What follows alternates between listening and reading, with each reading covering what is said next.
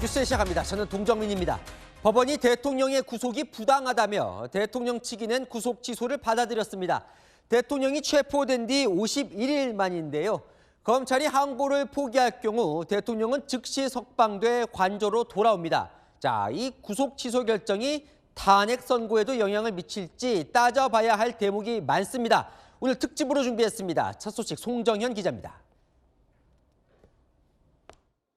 윤석열 대통령 변호인단이 윤 대통령 구속은 부당하다며 낸 구속 취소 청구를 법원이 받아들였습니다. 내란 수괴 혐의로 공수처에 체포된 지 51일 만입니다. 서울중앙지법은 오늘 오후 1시 55분쯤 구속기간이 만료된 후 기소했다며 윤 대통령을 석방해야 한다고 판단했습니다. 검찰이 구속 절차를 제대로 지키지 않았고 공수처 수사가 적법한지에 대한 의문을 해소하는 게 바람직하다고 본 겁니다. 공수처, 경찰, 검찰이 앞다퉈서 저를 수사하겠다고 나서고 내란이냐 아니냐는 판례에서 보듯이 누구나 쉽게 바로 알 수 있어야 내란이 되는 것입니다. 윤 대통령 측의 주장을 받아들인 셈입니다. 오늘 구속 취소를 결정한 재판부는 윤 대통령의 내란죄 1심 재판을 맡고 있습니다. 법원은 통상 구속 취소 여부를 별도의 심리 없이 결정하는데 이번엔 이례적으로 한 달 가까이 검토한 끝에 윤 대통령을 풀어줘야 한다고 결론 내렸습니다. 대통령 변호인단은 법과 원칙을 명확히 천명한 사법부에 경의를 표한다고 밝혔습니다. 헌정사상 최초로 구속된 현직 대통령, 구치소에서 풀려나려면 검사의 석방 지휘가 필요합니다. 검찰이 법원의 판단에 불복해 항고하면 윤 대통령은 즉시 풀려나지 않고 또다시 법원의 판단을 기다려야 합니다. 채널A 뉴스 송정현입니다. 법원은 구속 취소 결정을 내리면서 세 가지 이유를 댔습니다. 사실상 대통령 측의 주장을 다 받아줬는데요. 첫 번째 이유, 기소할 때 구속기한이 지났다는 절차적 문제 법원이 받아줬습니다. 유준 기자입니다.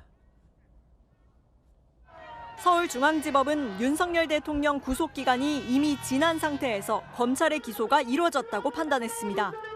쟁점은 구속영장 심사 시간을 구속기간에 어떻게 더할 것인지였습니다. 구속기간을 도과해서 기소를 한 부분에 대해서 법원에 그 판단을 구하고 있는 것입니다. 윤 대통령 구속영장 심사를 위한 수사자료가 법원에 넘어간 건 1월 17일 오후 5시 46분. 반환된 건 19일 새벽 2시 53분이었습니다. 날짜로는 이틀이지만 시간상으로는 총 33시간 7분이 걸렸습니다. 날짜냐 시간이냐 검찰과 윤 대통령 측 주장이 엇갈렸는데 재판부는 실제 걸린 시간만큼만 구속기간이 늘어나야 한다고 판단했습니다. 법원 계산을 따르면 15일 체포된 윤 대통령 구속기한 만료 시점은 1월 26일 오전 9시 7분이고 검찰이 오후 6시 52분 대통령을 구속 기소한 건 불법이라는 겁니다. 법원은 기술이 발달해 정확한 서류 접수, 반환 시간이 확인 가능하다며 통상 날로 계산하는 것이 일반적이라는 검찰 측 주장을 받아들이지 않았습니다. 이와 함께 윤 대통령 측이 신청했던 체포적부심에 걸린 기간은 구속기간에 더해서는 안 된다고 판단했습니다. 재판부는 구속과 체포는 엄연히 다르기 때문에 규정이 명확하지 않는 한 피의자에게 유리하도록 판단하는 게 맞다고 설명했습니다. 채널A 뉴스 유주은입니다. 자, 그동안 논란이 거셌던 공수처가 과연 내란죄 수사권이 있느냐? 법원은 수사권이 있다는 공수처 주장을 확신할 수 없다고 했습니다. 따져볼 대목이 있으니 구속은 지나치다는 겁니다. 여인성 기자입니다. 윤석열 대통령 측은 그동안 공수처의 수사 범위에 내란죄가 포함되지 않는다며 체포와 구속이 위법하다고 주장했습니다. 내란죄 수사권도 없는 공수처가 영장 쇼핑, 공문서 위조까지 해가면서 저를 체포할 수 있겠습니까? 반면 공수처는 내란죄로 청구한 영장이 법원에서 발부된 만큼 수사권을 인정받은 거라고 맞서왔습니다. 수사권은 법원의 영장 발부, 적법한 영장 발부에 의해서 수차례 인정이 된 바 있고 그 부분에 대해서는 아무런 논란이 없다고 생각합니다. 공수처가 윤석열 대통령의 내란죄까지 수사할 수 있는지에 대해 법원은 오늘 관련 범죄가 되기 위한 명확한 규정이 없어 대법원 판단이 있기 전까지는 섣불리 판단하기 어렵다고 밝혔습니다. 그러면서도 이제 막 윤 대통령의 재판이 시작되는 상황에서 수사 과정의 적법성에 대한 의문의 여지를 해소하는 것이 바람직하다고 결정문에 적었습니다.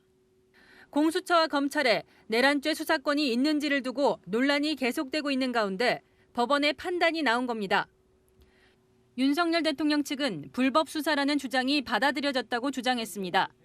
반면 공수처는 수사의 위법성을 지적한 것은 아니다라는 입장을 밝혔습니다.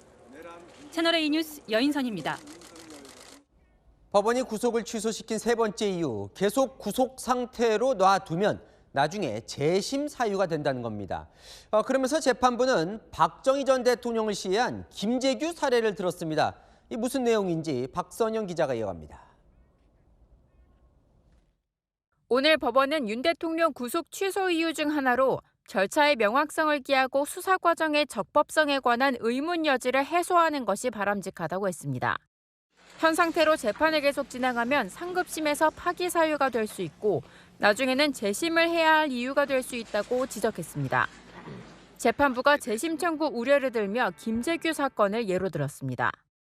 김재규 전 중앙정보부장은 1979년 10월 26일 박정희 전 대통령을 내란 목적으로 살해한 혐의로 재판에 넘겨졌고 이듬해 5월 유죄 확정 판결 사흘 만에 사형됐습니다. 그런데 46년 만인 지난달 5년 전 유족이 제기한 재심 청구가 인용됐습니다. 당시 법원은 김 전 부장 수사 과정에서 폭행과 가혹행위를 한 점이 인정된다고 재심 결정 이유를 밝혔습니다. 재판부는 수사 과정에서 위법성이 발견되면 시간이 흐른 뒤에도 재심 사유가 되는 점을 고려한 것으로 보입니다. 앞서 대통령 측이 공수처와 검찰의 구속 기간을 임의로 나눴으며 관계 법령을 따르지 않았다고 주장한 걸 두고는 재판부는 관련 법령에 명확한 규정도 없고 대법원의 해석이나 판단도 없는 상태라고 밝혔습니다. 채널A 뉴스 박선영입니다.